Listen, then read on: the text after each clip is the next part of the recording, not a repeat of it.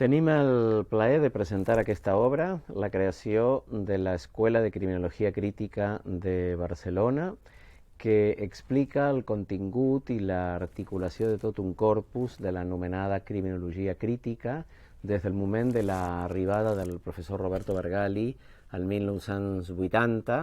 És una història de 42 anys de la nostra activitat aquí a la Facultat de Dret de la Universitat de Barcelona. Explica també la creació de l'Observatori del Sistema Penal i Drets Humans i les principals investigacions desenvolupades al llarg d'aquestes 4 dècades.